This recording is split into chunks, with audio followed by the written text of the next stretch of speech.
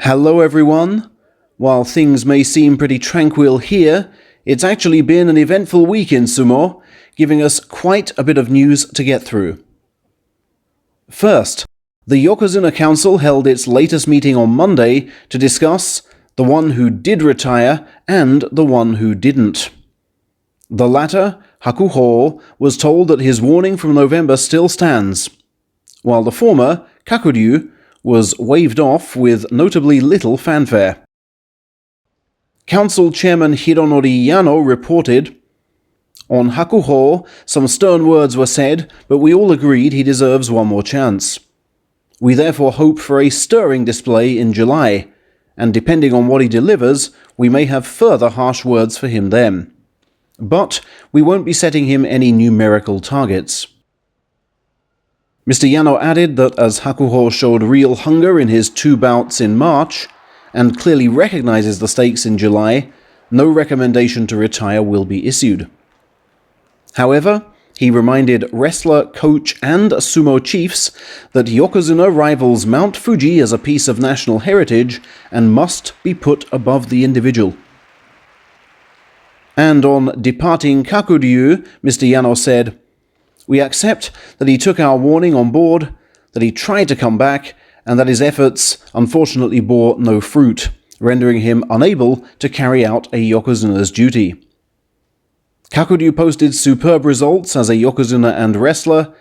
He was well behaved, and his warm manner endeared him to many fans. I hope he now throws himself into coaching." Which might have seemed kind had he not then praised March champion Terunofuji more. Now, he may not have outperformed his Yokozuna rivals, but Kisenosato has come top in something: his class at Waseda Graduate School. His long essay entitled "How New Style Sumo Stable Management Should Look" was voted best thesis by his course tutors and recognized in a separate certificate to his diploma. Kisei received both in person on Monday, having been unable to attend Friday's official graduation ceremony due to March tournament commitments.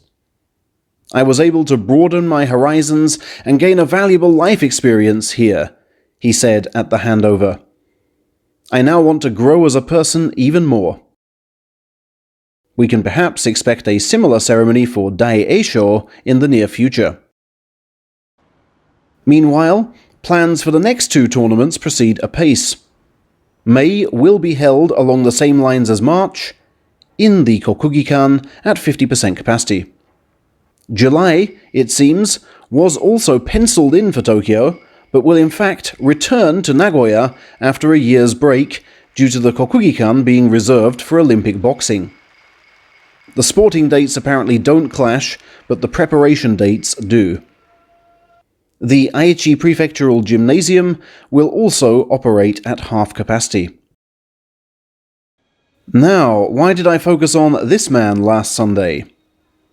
Because captured here are, for now, the final minutes of Takami Sakari's public life as a stablemaster. His Azumazeki stable officially closed just 3 days after this was shot, with all non-retiring wrestlers moving under the large roof of Sumo chairman Hakkaku.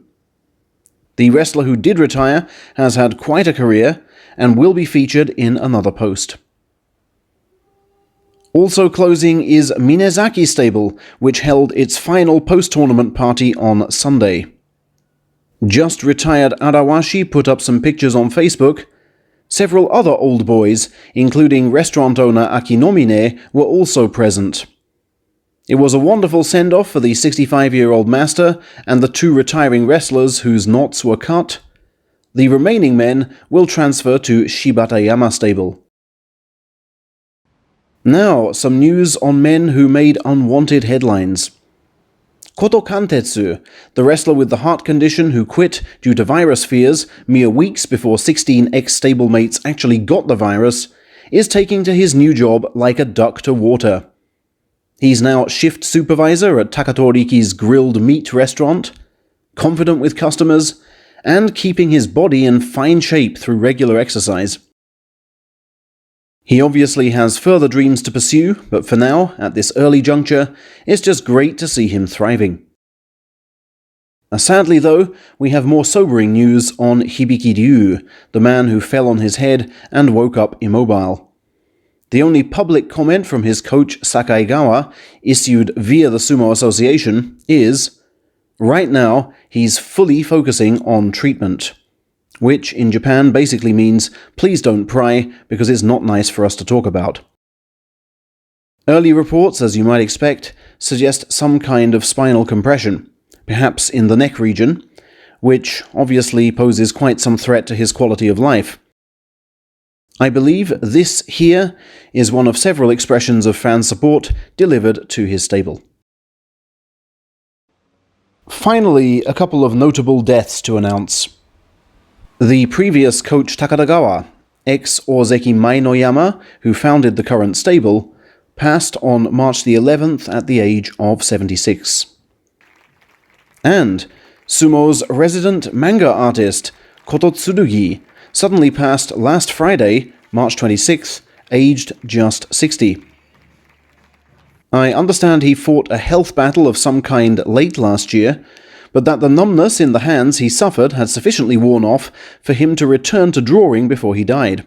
A recent picture believed to be his last can be seen on his Twitter page. A towering sumo presence, his wake was attended by many key figures from his former Sadogatake stable, including Koto Shoho and parents, and from the wider Nishonoseki group, including Takayasu and parents. I'm sure many of you have come across his works, perhaps even purchased some of them from the Kokugikan. Supremely talented Kototsudugi deservedly had quite a following, and will be sorely missed.